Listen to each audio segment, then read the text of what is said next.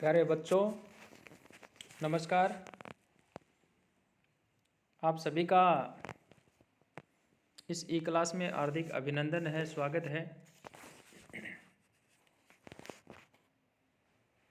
आज हम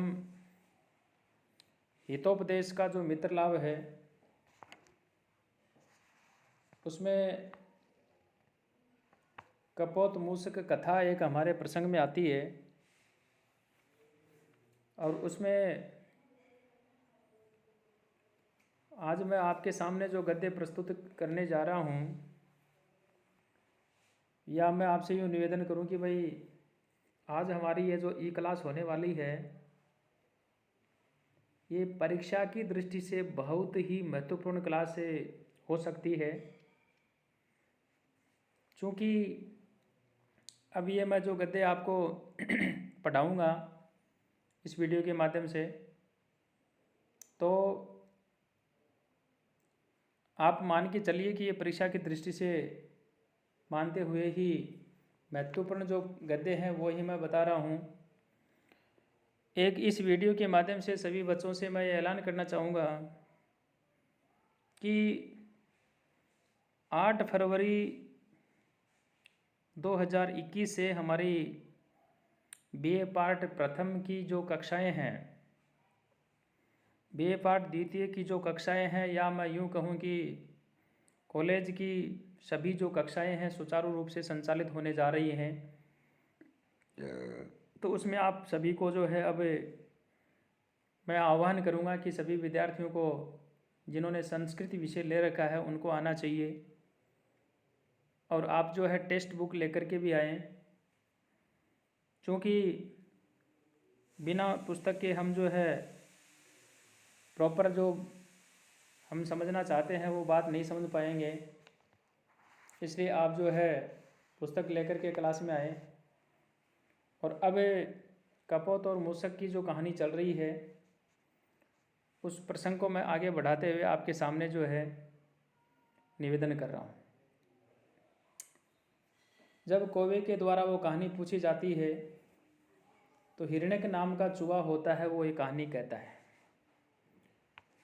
अस्ति मगध देशे चंपकवती नाम अरण्यानी। प्यारे विद्यार्थियों, कहानी के प्रारंभ में यदि अस्ति आता है तो इसका जो अर्थ है वो भूतकाल में लगेगा। वैसे ये लट लकार की क्रिया है, धातु है। तो अस्ति मगध देशे चंपकवती नाम अरण्यानी, यानी मगध देश में एक चंपकवती नाम का जो है जंगल था, ये इसका प्रॉपर अर्थ होगा। तस्याम चिरात महता स्नेहन मृग काकौ निवसतः, यानी उस अरण्य में, या यूँ कहें कि उस वन में जो है बहुत लंबे समय से बहुत ही प्रेम से क्या है, स्नेहन मृग काकौ निवसता है, बहुत ही बड़े प्रेम से स्नेह से हिरण और जो कौवा है वो निवास करते थे। स च मृग है स्वेच्छा ब्राह्मण, और एक दिन अपनी स्वेच्छा से घूमते हुए हृष्ट पृष्ठांग है केनचित श्रृंगाल ने अवलोकित है। स्वेच्छा से घूमते हुए मोटे ताजा बने हुए उस हिरण को श्रृंगाले ने, किसी गिदड़ ने, किसी सियार ने जो है देखा। तम दृष्ट्वा श्रृंगालो चिंतित, यानी उसको देख करके सियार ने सोचा। उसको, किसको? हिरण को। दृष्टवा, देख करके। श्रृंगालो चिंतित, सियार जो होता उसने सोचा, आह कथम एतन मासम सुसलिलम भक्षयामि, कि इसका जो स्वादिष्ट मांस है उसका मैं किस प्रकार से जो है भक्षण करूं, या मैं कैसे इसके मांस को खाऊं। विश्वासम तावत उत्पादयामि इति आलोचे उपसृत्य अब्रवीत। तो वो विचार करता, ठीक है, तो पहले मैं इनमें जो विश्वास पैदा करता हूँ, और ऐसा विचार करके उनके पास में वह जाता है और सब्रवीत वह बोला, मित्रे कुशलम ते मित्रे कुशलम ते मृगण उक्तम। सियार ने पास में जाकर के कहा, आपका कल्याण हो। हिरण जो होता उसने पूछा, कैसे तुम कौन हो। सब्रूते वह बोला, सब्रूते वह बोला, शूद्र बुद्धि नामा जम्बुकहम। शूद्र बुद्धि नाम वाला जो है मैं सियार हूँ, शूद्र बुद्धि वाला जो है मैं सियार हूँ, ऐसा उसने उत्तर दिया। अत्रारण्ये बंधुहीनो मृतवत एकाकी निवसामि। यहाँ इस वन में बंधुओं से रहित मैं मरे हुए के तुल्य समान जो है यहाँ अकेला ही जो मैं है रह रहा हूँ। उसने ऐसा कहा। इदानीं त्वां वित्रम आसादे पुनः स बंधु जीव लोकम प्रविष्टोस्मि। इस समय तुम मित्र को प्राप्त करके, या आप जैसे मित्र को प्राप्त करके बांधव वाले इस संसार में मित्र के लाभ से युक्त जो सुख की जो स्थिति है उसी के अंदर मैं जो पुनः आ गया हूँ, पहुँच गया हूँ। अधुना तवानुचरेण मया सर्वथा भवितव्यम मृगेण उक्तम। और अब पूरी तरह से आपका मैं अनुयायी, अनुचर, अनुगामी, आपकी हर बात को मानने वाला मैं बनूंगा, यानी आपकी हर बात को मैं मानूंगा। हिरण ने कहा, मृगेण उक्तम, हिरण ने कहा एवं अस्तु, कहा कि ऐसा ही हो। प्यारे विद्यार्थियों, इस पुस्तक की सबसे बड़ी जो खास बात है वो ये है, यथा नाम तथा काम। जिसका जैसा नाम है उसका वैसा काम है। यहाँ सियार जो है उसको क्षुद्र बुद्धि वाला कहा, तो क्षुद्र बुद्धि वाला कहा तो वो काम भी वैसा ही करता है, नीच ही करता है। तुच्छ बुद्धि वाला कहा तो काम भी उसका वैसा ही है। खैर, तो मैं आपसे ये निवेदन कर रहा था कि जो जम्बुक होता है, जो शियार होता है, उसने आकर के ऐसा कहा, और हिरण जो होता है उसने उसका उत्तर दिया कि वो मस्त, ठीक है, ऐसा ही हो।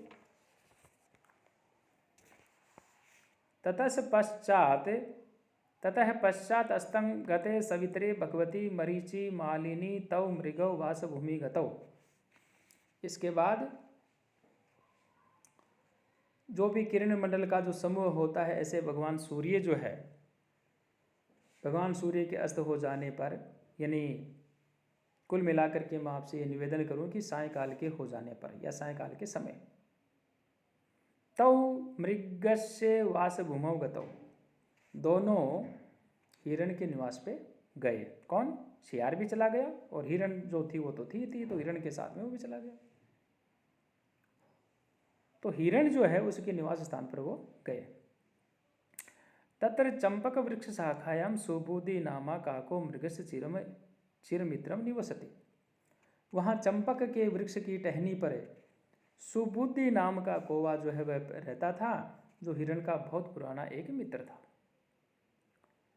तव दृष्टवा, तव का मतलब होता उन दोनों को देख करके, काको मतलब कौवा, उसने कहा या बोला, सखे चित्रांगे, हे मित्र चित्रांगे, कोयम द्वितीय है, यह दूसरा कौन है? मृगो ब्रूते, हिरण बोला, जम्बू को अयम अस्मत् सख्यम इच्छन आगत है, यह सियार है जो हमसे मित्रता की इच्छा करता हुआ यहाँ पे आया है, यानी हमसे मित्रता करने का ये इच्छुक है। काको ब्रूते, यानी कौवा बोला, मित्रे अक्षमात आगंतुना सह मैत्री न युक्ता। ये मित्र, अचानक आए हुए के साथ में मित्रता अच्छी नहीं है, इस कारण तुमने जो है अच्छा नहीं किया, और जैसा कि कहा गया है। क्या कहा गया है? प्यारे विद्यार्थियों, इससे पहले मैं आपसे निवेदन कर दूं कि इसमें बहुत सरल सरल जो आप लोगों के समझ में आने वाली जो बातें हैं, ये आप इसमें से जो है जब पद्य परीक्षा में आ जाता है, यानी गद्य परीक्षा में यदि आ जाता है, पद्य इसके जस्ट नीचे जो है आएगा, उसकी मैं बात बाद में करूँगा, इससे पहले इस गद्य की करूँगा। इसमें हमारे को ये अनुवाद लिखने के बाद में जो टिप्पणियाँ हैं, जैसे इसमें देखिए आपको इसमें एक तो कहीं न कहीं आपको अव्यय मिलेंगे। जैसे अव्यय की यदि हम बात करें, चंपाकवती नाम आ गया पहली लाइन में लास्ट में, दूसरी लाइन में अस्थि के नीचे जैसे मान लो च दिया हुआ है, तीसरी लाइन के अंदर जैसे मान लो केनचित आ गया, उसके बाद में जैसे मान लो आर, ये अपना जो है कथम आ रहा है तीसरी लाइन में लास्ट में। ऐसे हमारे को अव्यय जो है वो छांटने हैं और परीक्षा में हमारे को लिखने भी हैं। खैर, ये हम जब फिजिकल रूप से मिलेंगे हम इनकी विस्तार से चर्चा करेंगे। ऐसे इनडायरेक्टली ही कह सकते हैं, या यूँ कहें कि भाई इस वीडियो के माध्यम से थोड़ा सा समझा पाना थोड़ा सा मुश्किल होता है। खैर, जो भी है, तो हमारा प्रसंग ये चल रहा था कि अक्षमात आगंतुना सह मैत्री न युक्ता, कि कहीं हम जो है अचानक आए हुए के साथ में मित्रता ठीक नहीं है, इस कारण तुमने अच्छा नहीं किया, क्योंकि जिस प्रकार से कहा गया है। क्या कहा?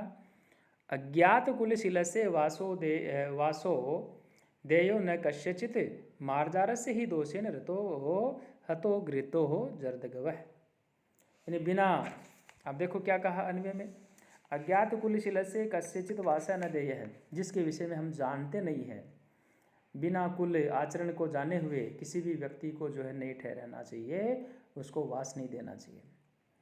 ही मार्जार से दोषेन जर्दगव है हृदय हता है, यानी जैसे कि विडाल के दोष से जर्दगव नाम का जो गिद्ध है बेचारा, वह मारा जाता है।